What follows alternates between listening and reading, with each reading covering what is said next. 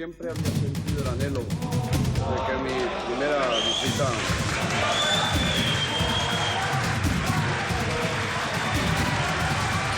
Y en cuanto empezó a hablar el rey, pues nos levantamos y empezamos a cantar el Euskogudariak. ¡Quieto todo el mundo!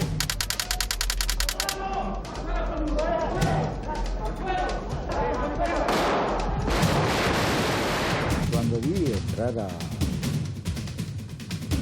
este Tejero, pues lo que me dije, bueno, ha llegado el momento. Tejero dispara. Francamente, es trágico, pero a veces cómico, ¿no? Todo el juicio de Armada es el juicio de un señor que se sacrifica para salvar a su jefe, a su patrón, a su rey.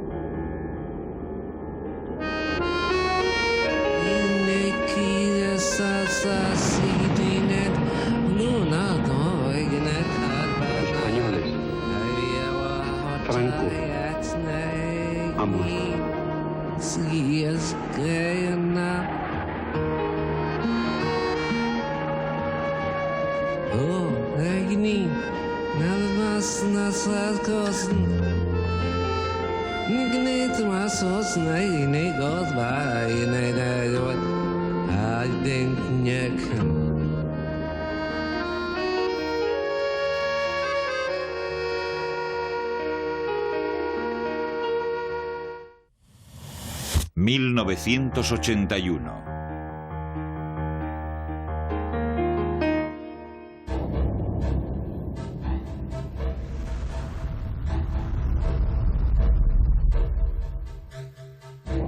...1981...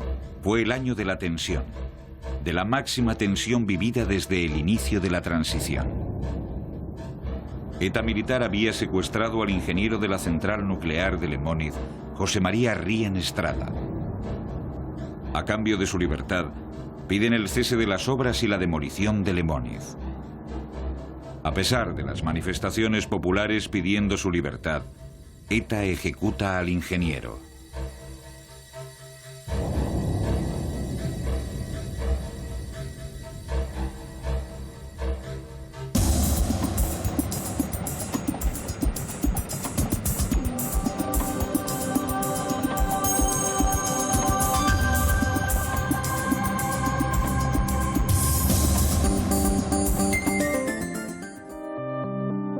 La respuesta al asesinato es inmediata. El ASTV, UGT y comisiones obreras, apoyadas por los partidos políticos, llaman a la huelga general, que es seguida de forma masiva. Era la primera huelga general contra ETA. Más de 200.000 personas se manifiestan por las calles de las capitales vascas en señal de protesta.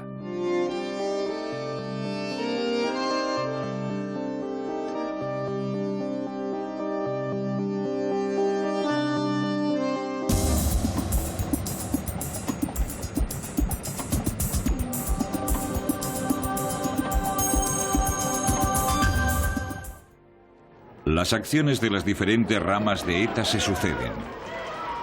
En este ambiente se produce la visita de Juan Carlos I a Guernica.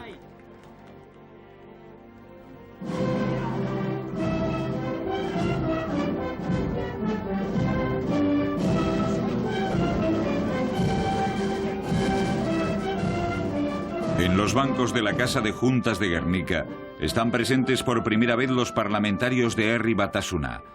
Tras las intervenciones del presidente del Parlamento, Juan José Pujana, y de Carlos Garaikoetxea, es cuando el rey comienza su intervención. Los electos de Herri Batasuna le interrumpen cantando el Euskogudariak. Majestades, en nombre de Euskadi, bienvenidos a este pueblo que es el vuestro. Ongi etorri.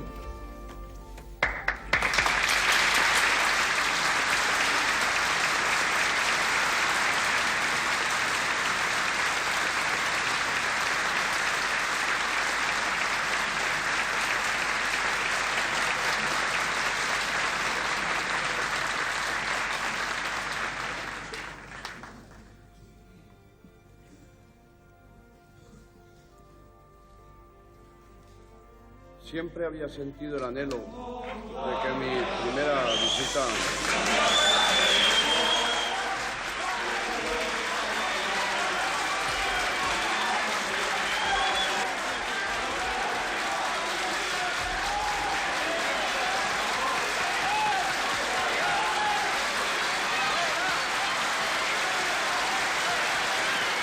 Y bueno, entramos allá y en cuanto empezó a hablar el rey, pues nos levantamos y empezamos a cantar el Euskogudariak, una y otra y otra y otra vez.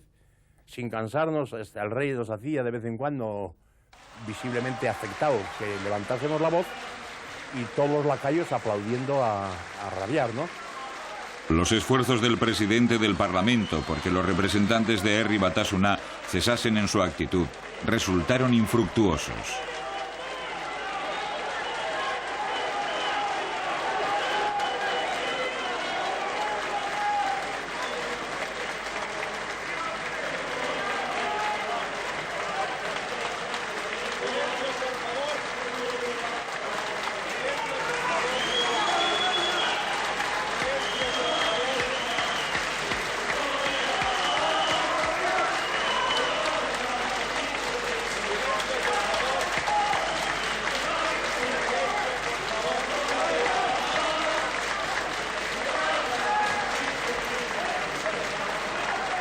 El pensar o el apreciar que allí podía haber una ofensa a la jefatura del Estado, yo no lo entiendo así, no lo entiendo así. Allí pues se hizo una interrupción, si se quiere sería una descortesía, o cada uno puede interpretar la cuestión como quiera, pero de hecho hasta el Tribunal Supremo coincidió en esta apreciación de actividad parlamentaria y por tanto que era imposible pedir responsabilidades por aquella actuación, ¿no?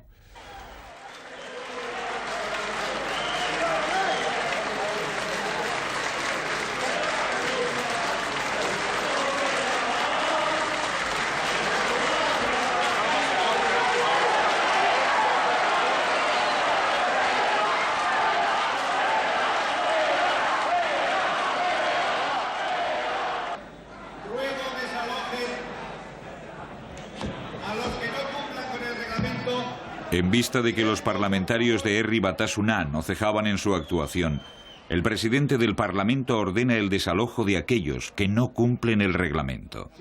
En ese momento, los servicios de seguridad del gobierno vasco, conocidos como berrocis, desalojaron a los alborotadores.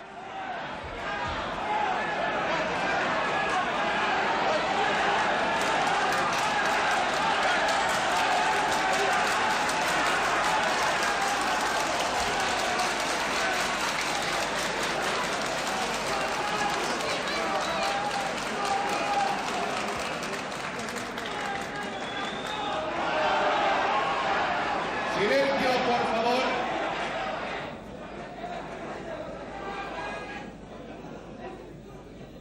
Silencio, por favor.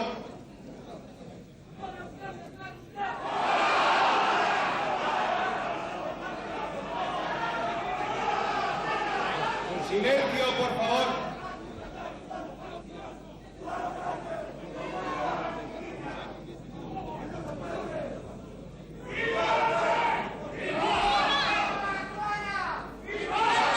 Silencio, por favor. Silencio, por favor.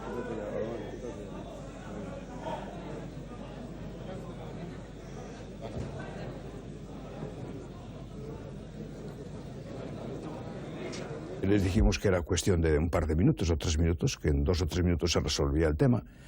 Hombre, es verdad que nos liamos un poco la manta a la cabeza porque no era fácil sacar en la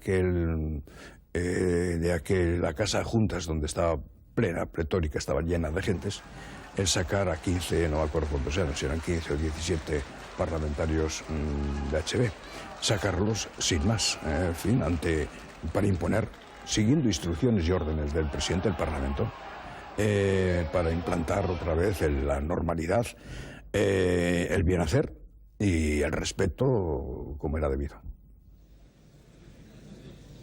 Cierren las puertas, por favor. Silencio, por favor. Majestad, disculpe este pequeño incidente y tiene la palabra.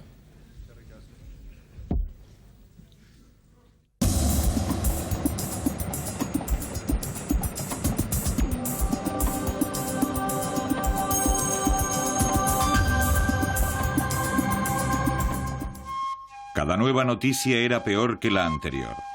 Trasciende la información de que Joseba Arregui, un activista del Comando España de ETA militar, ha muerto en la Dirección General de Seguridad. La versión oficial es que Arregui había fallecido al caer por unas escaleras cuando pretendía huir. La realidad es bien diferente. Ha sido torturado hasta la muerte.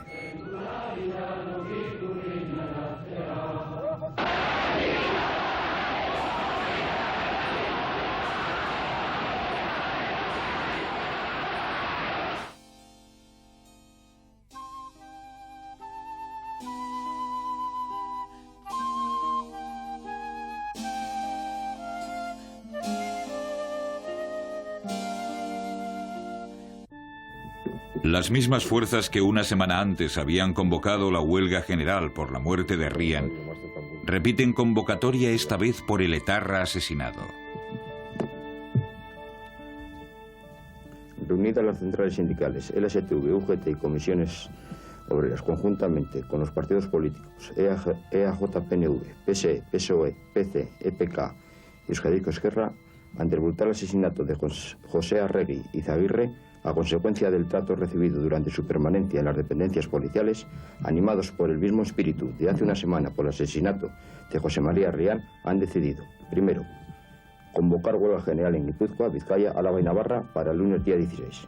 Segundo, celebrar igualmente manifestaciones el lunes día 16 en las capitales a las 5 de la tarde, con el itinerario habitual bajo el lema Euskadi, Paz y Libertad, de acuerdo con las convocatorias que se efectuarán oportunamente.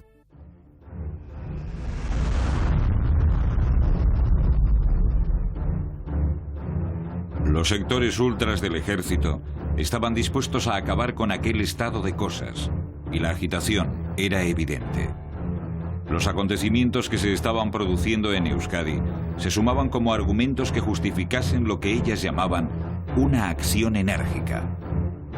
Pero también había otros sectores moderados que no veían con malos ojos una solución autoritaria.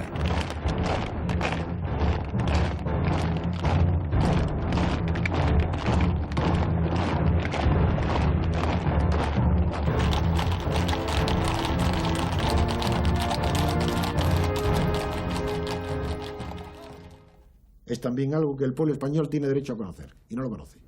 No sabe lo que pasó el 23 de febrero. No sabe el papel del rey.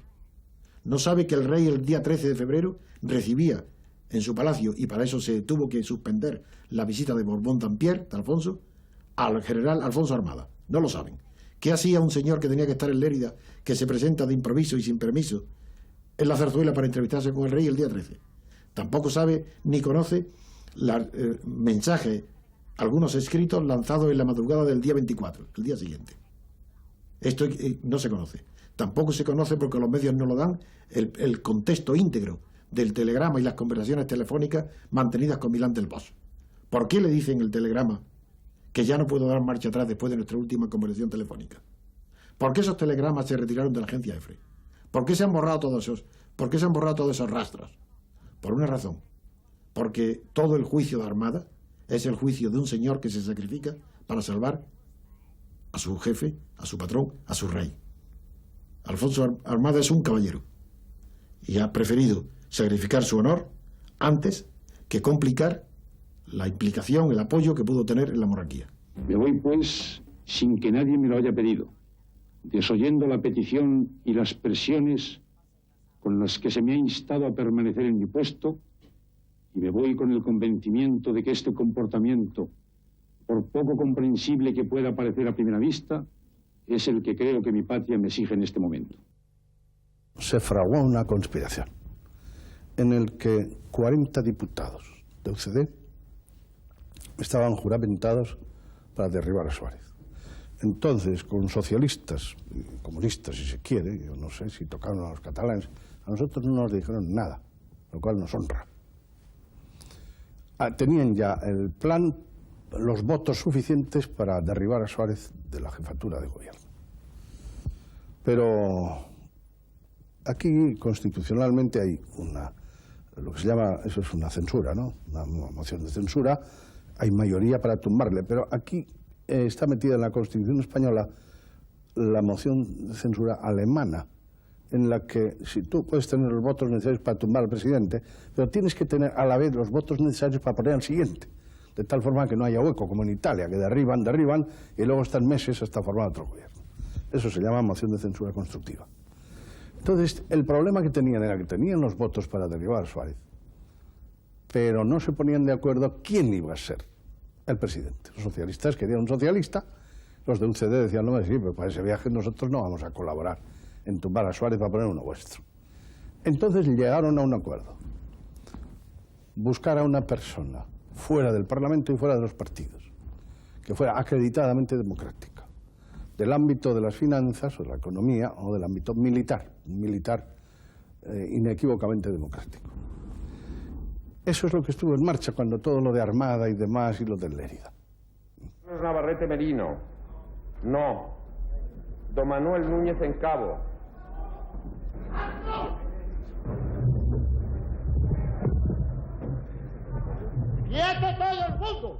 Mientras las Cortes ratificaban al sucesor de Suárez, Leopoldo Calvo Sotelo, un grupo de guardias civiles armados al mando del teniente coronel Tejero entraba a tiros en el hemiciclo secuestrando a los diputados. Y cuando vi entrar a este Tejero, pues lo que me dije es, bueno, amigo, ha llegado el momento. Cuando vi un grupo de guardias civiles que entraban allí, una cosa que nos ha contado es que Tejero dispara antes de entrar, pega un tiro antes de entrar. Y yo, que lo conocía de la etapa en que había estado en Guipúzcoa a Tejero, pues lo reconocí, me di cuenta de lo que era. Y Torres Murillo corrimos desde la puerta hasta el bar. Bueno, yo no sé cómo corría aquellos metros, no me acuerdo exactamente, pero aparecimos en el bar. Y inmediatamente entraron, tiraron todas las mesas, nos pusieron contra el suelo, empujaron a las mujeres, un desastre allí, todo patas arriba en el bar. Y nosotros oyendo los tiros que se estaban produciendo en el hemiciclo y sin saber qué estaba pasando. Era una situación dramática. Las reacciones en Euskadi fueron diversas. Mientras que unos optan por reunirse en un lugar seguro, desde donde seguir los acontecimientos, otros comenzaban la huida por mar. La dirección del Partido Comunista de España se concentra en su sede de la calle Jardines. Lo mismo hace la del PNV en su sede de Marqués del Puerto en Bilbao. Y hay otra anécdota que no se me va a olvidar en la vida, en la que una famosa agencia de noticias de Bilbao, pues llamamos para requerir qué tipo de noticias venían del Congreso, cómo estaba el tema y tal, y le dijimos, no, yo le dije, le di el nombre, dije, soy fulano, soy Ídigoras de Ribatasuna. Y me empezaron a cantar el Cara al Sol por el teléfono. Claramente se denota dónde estaba el franquismo agazapao en toda la estructura del Estado, para que nadie nos viniera a engañar que aquí había habido un cambio fundamental, ¿no? Yo fui uno de los 6 o 7 personas detenidas en esa noche. Salimos 6 o 7 personas del Partido Comunista a pegar carteles en la calle, llamando a la huelga general, y hacia las 8 y algo de la tarde nos detuvieron en el puente del Arenal, y es el momento en el que más cerca me he visto de la otra vida, porque vino un policía nacional, recuerdo perfectamente, y me metió la metralleta en la tripa y encima le temblaban las manos, era jovencísimo, y eso es lo peor que le puede ocurrir, tener una metralleta en las manos y en la tripa y temblando las manos al que tiene la metralleta. Entonces, pues es el momento que peor lo he pasado en mi vida. Luego, además, cuando nos llevaron a la comisaría, no sabíamos qué pasaba en la calle, no sabíamos nada. El hecho es que aquel día teníamos la ejecutiva de Vizcaya, en la calle Parraguirre. Y Entonces yo, claro, como solo tenía media hora, porque si se reunía la ejecutiva a las 7, yo tenía 7:30, pues no fui. Y estaba en el local que teníamos en la calle Marqués del Puerto. Y el Vizcay estaba en Iparragüe reunido. Y entonces pues, estaba yo hablando por teléfono con Guipúzcoa, con la sede de Guipúzcoa, y me vino mi secretario Usune, que estaba con Ana Sagasti y otros en un local donde hacían la revista Euskadi. Me vino asustada, diciendo que hay un golpe en Madrid. ¿Cómo que hay un golpe en Madrid? Y le dije a mi interlocutor, oye, cuelgo porque me dicen aquí que hay un golpe en Madrid. Y fui, donde estaban ellos reunidos con una radio, y estaban ahí muy excitadamente hablando. Y salió el nombre de Tejero y dije, adiós. Yo ya caí en la cuenta de lo que estaba, porque al principio no sabíamos si ETA había entrado en el Congreso y detrás la Guardia Civil, o qué pasaba, era una confusión tremenda. Y cuando salió el nombre de Tejero dije, adiós, ya, lo de la Operación Galaxia y todo había pasado y conocíamos el personaje. Dije, este es un intento de golpe. Y me acuerdo que los tiros y todo eso, y a mí me salió la risa. Y me dijo, no sabes, ¿tú crees que esto es para reírse? Y dice, es verdad, le dije, pero mira, yo acababa de estar en el Congreso. Y los veía todos debajo del asiento.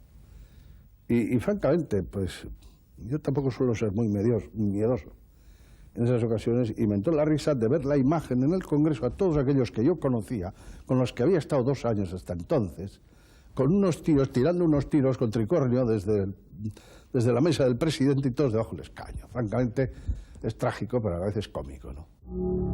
Mientras que se van conociendo los detalles de la sublevación, especialmente grave en Valencia, los diputados secuestrados permanecen aislados del exterior. Solo el centrista Julen Guimont tiene en su poder un pequeño receptor de radio que tuvo una enorme importancia en aquellos momentos dramáticos. Otros, como el socialista Chiqui Venegas, lograron salir del edificio.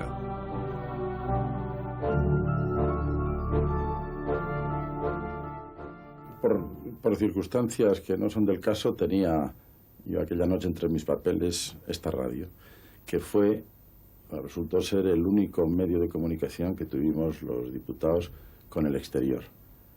Durante mucho tiempo no oíamos más que marchas militares, y en un momento determinado en que le presté a Fernando Abril Martorell la radio, me dijo, Julen, y esto ya ha mejorado. Ahora hemos pasado de marchas militares a Rocío Jurado. Y a través de la radio oímos en su momento lo que estábamos esperando todos, que era un mensaje del rey, un mensaje de dirigentes políticos y un conocimiento de la situación fuera del hemiciclo. Y de ahí conectamos con la INA, con el Ministerio del Interior y con la INA, que estaba al mando, era el único que quedaba del gobierno fuera.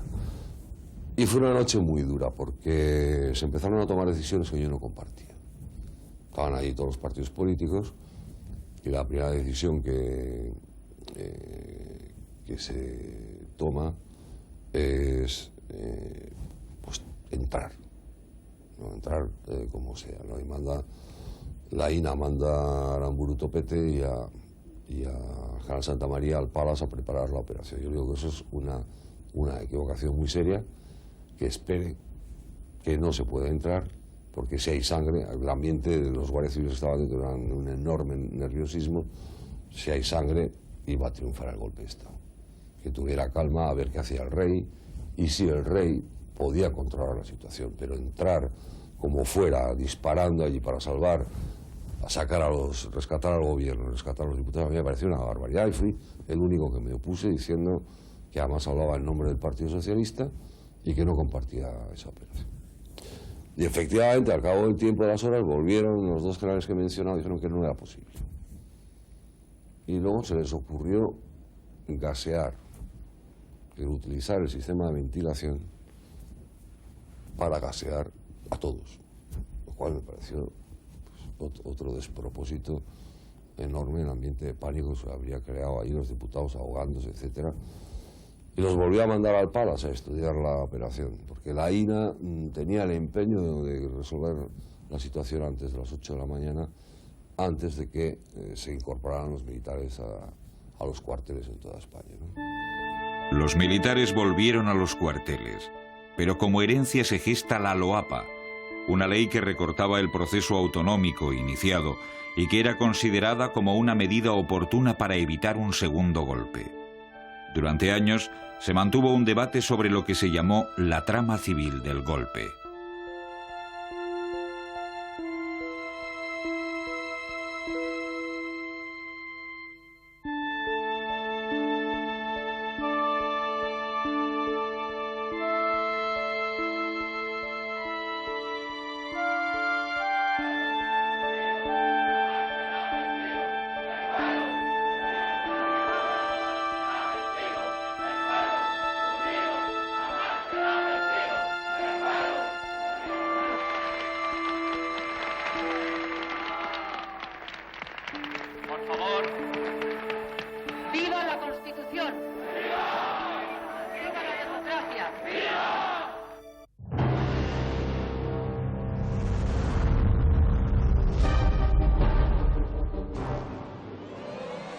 Mientras tanto, ETA militar no cesaba en sus acciones.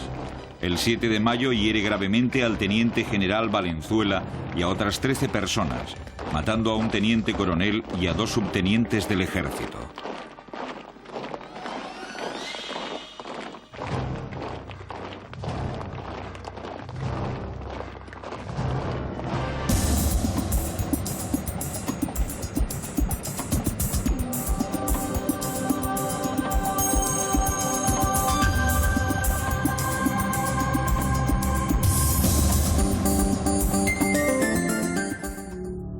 El 24 de junio, 2 jóvenes, Pedro Martínez e Iñaki Ibarguchi, mueren al ser ametrallados en Tolosa en un incidente confuso. Martínez era comunista e Ibarguchi pertenecía al Partido Nacionalista Vasco. Mientras que en la historia de ETA, publicada por la editorial Chalaparta, se atribuye el asesinato al Batallón Vasco Español, en un libro editado por la Fundación Sabino Arana, se afirma que los 2 jóvenes fueron ametrallados por ETA militar.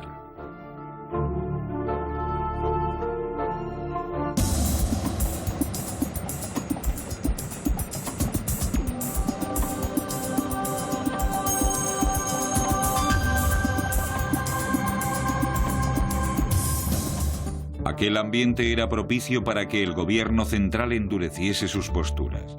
Decide entonces el alejamiento de los presos de ETA del País Vasco.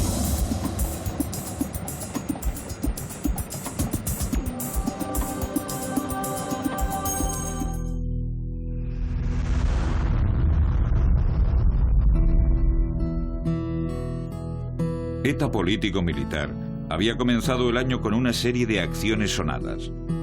La más relevante fue la del secuestro del empresario alicantino Luis Suñer. Semanas más tarde, sigue con la campaña de secuestros, aunque el 1 de marzo anuncia una tregua indefinida. Comienza a tomar fuerza una negociación.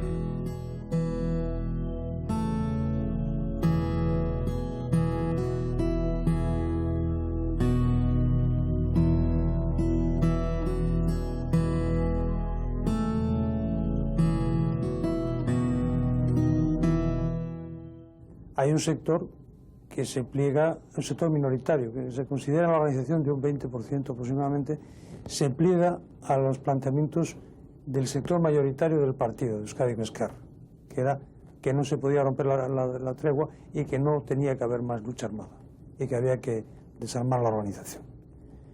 Eso se llega después de muchos debates y en la 8ª asamblea se plantea expulsar a este grupo. De hecho, se les detiene durante un día entero hasta que se acaba la asamblea y después se les desarma y se les expulsa. Ellos después siguen los contactos con Rosón por medio de Vandrés y Mario Andía y algunos otros, Marquiegui, etcétera, siguen los contactos con Rosón y con Fernández do Pico y alguna serie de gente, y parece que tienen por parte del gobierno, por parte de la seguridad del Estado, la exigencia de tener que hacer públicamente su planteamiento para que fuera creíble por parte del gobierno. Y entonces se empiezan a hacer esa rueda de prensa que a nosotros no nos sorprendió en absoluto. Nosotros, es decir, ETA político-militar, seguía planteándose la lucha que se había planteado desde el principio. Fue un proceso complicado, pero que yo creo que podía ser, que su valor no era solo para resolver la cuestión de ETA político-militar, sino que más bien pues una experiencia que podía ser muy positiva no solo para nosotros, no solo para Euskadi, sino también para Madrid, digamos, porque cuando uno responde con flexibilidad, también a los otros se le da la posibilidad de que haya más flexibilidad. Y bueno, lo que fue una pena es que eso se limitara solo a un grupo de ETA, ¿no? El proceso de negociaciones con ETA político-militar coincide con la convergencia entre Euskadiko Ezkerra y el Partido Comunista de Euskadi. Convergencia que da lugar a no pocas tensiones. Un sector de los comunistas vascos mantendrá su fidelidad al Partido Comunista de España, frustrando en parte aquel proceso.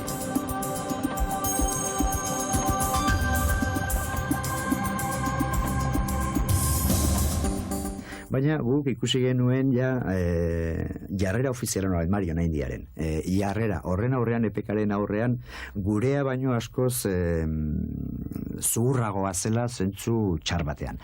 Hau da, berak bultzatu zuen prozesu hori, baina orduan zela, ez dakit zenbat hilabete, edo urte bat, edo urte pare bat, edo. Baina hori gertatu zenerakoia, bere jarrera askoz motelagoa zen, eta etzaiola gehiegi komenitzen gutxienez EPKaren barnean sartzea. El proceso negociador continúa no sin dificultades. A finales de 1981, un comando polimili secuestra al padre del cantante Julio Iglesias. Pero el acuerdo entre el ministro del Interior, Juan José Rosón, y el presidente de Euskadiko Ezkerra, Juan María Vandrés, sentaría las bases que propiciaron la disolución del sector mayoritario de ETA político-militar, conocido como Séptima Asamblea, y la reinserción de sus militantes. Un sector de ETA político-militar que acaba de celebrar su 8ª asamblea mantiene su actividad con las viejas siglas, mientras que algunos militantes, conocidos como milikis, optan por ingresar en ETA militar.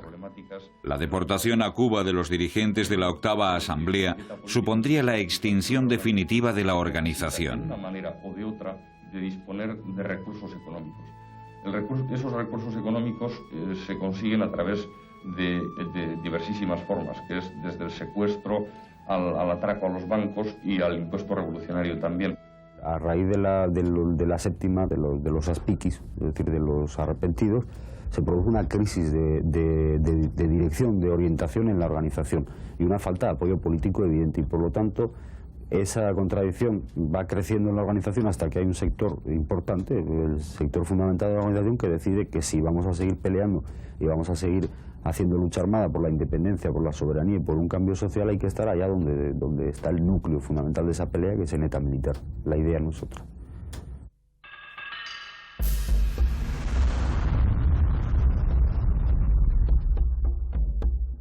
...1981... es asimismo el año del triunfo de François Mitterrand y del Partido Socialista francés. Entre los 110 puntos de su programa de gobierno había referencias explícitas a la creación de un departamento vasco en el Estado francés, ayudas a las ikastolas y un tratamiento diferente a los refugiados políticos. Los socialistas olvidan pronto sus promesas y se confirma la sospecha: no habrá departamento vasco.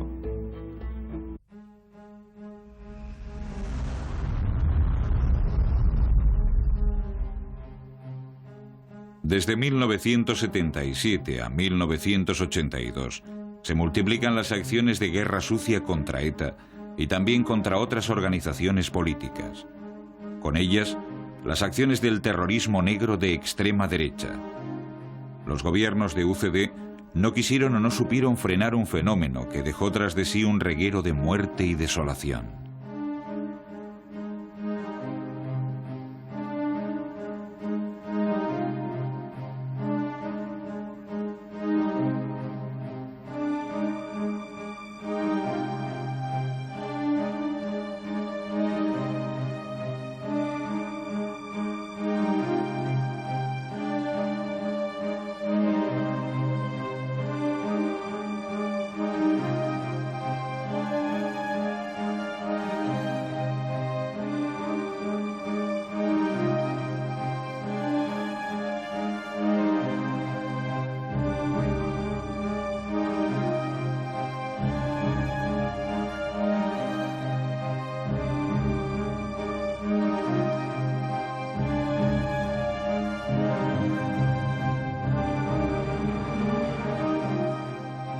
En 1980, Marcelino Oreja se convertía en el primer delegado del gobierno en la comunidad autónoma vasca.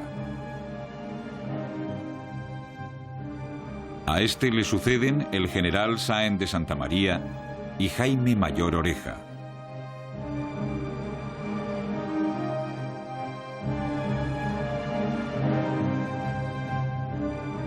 Tras el asesinato de José Miguel Beñarán, las acciones se intensifican a ambos lados de la frontera.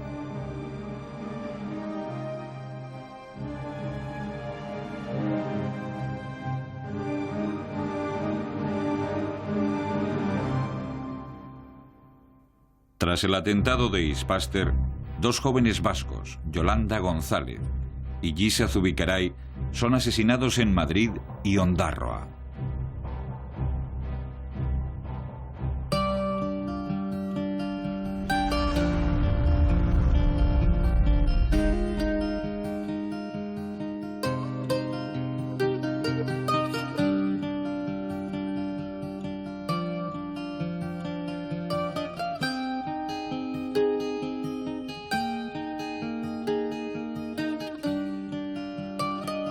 En 1981, desaparecen algunas personalidades del mundo nacionalista.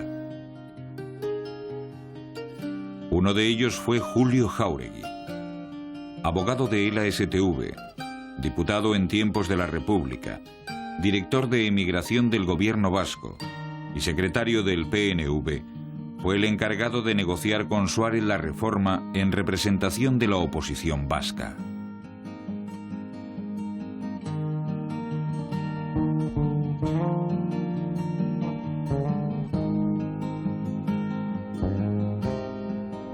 Otro de los que fallece este año es Telesforo Monzón.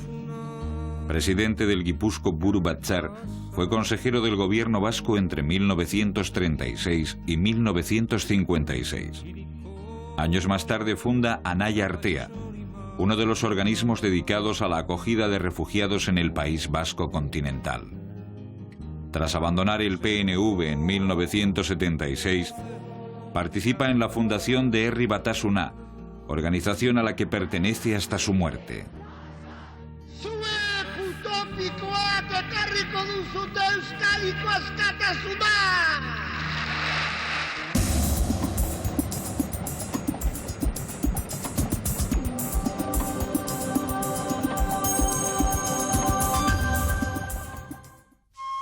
Sin duda, la figura más importante de cuantas desaparecen en este periodo es Manuel de Irujo y Hoyo. Hijo de uno de los abogados de los defensores de Sabino Arana, fue uno de los baluartes del nacionalismo vasco en Navarra. Diputado foral navarro en 1922, fue ya en la República diputado a Cortes. También fue ministro en 4 gabinetes republicanos. Presidente del Consejo Nacional Vasco, regresa del exilio en 1977. En los 4 años siguientes, fue senador por el Frente Autonómico y parlamentario foral navarro.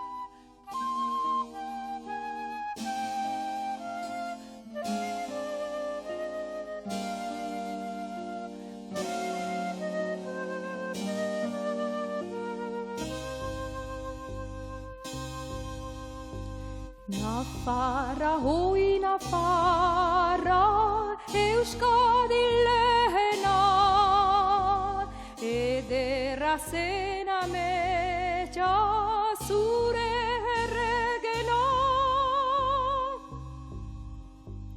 Arrosa bat urrezko zazpi ostokoa, errege ahur baten neurri betekoa, edozein baratzetan ezin sortuzkoa, zure.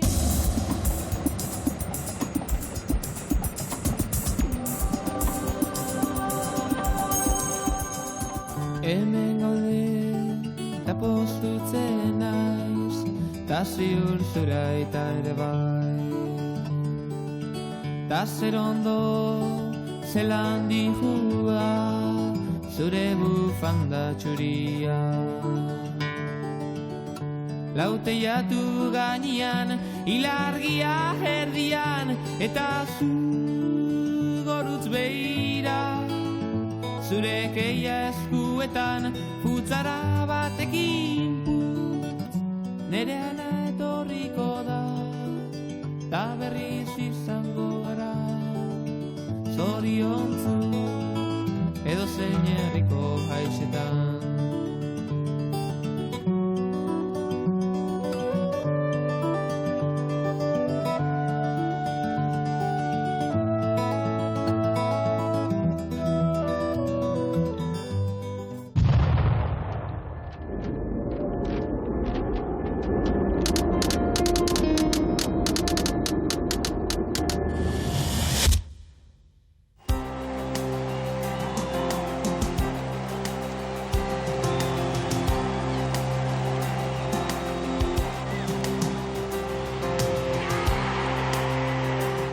Un gol de Zamora en el viejo estadio de El Molinón de Gijón daba el triunfo y la Liga a la Real Sociedad de San Sebastián.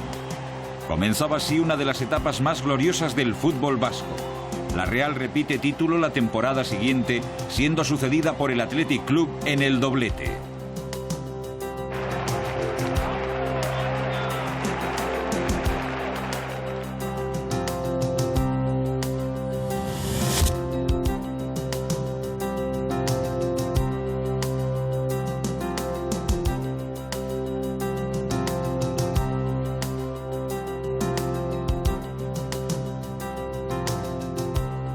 La victoria de Retegui II sobre García Ariño le convertía en campeón del manomanista. El pelotari de Erasun iba a ser con Atano II el pelotari más grande de todos los tiempos.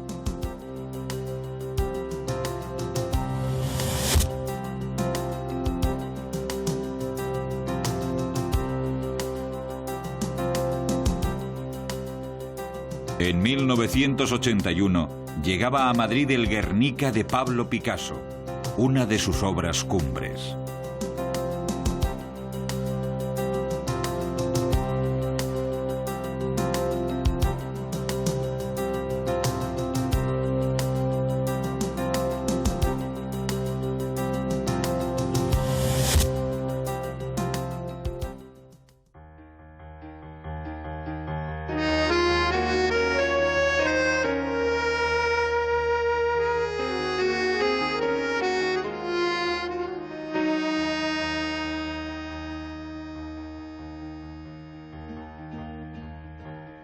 Hainian zainin hiai,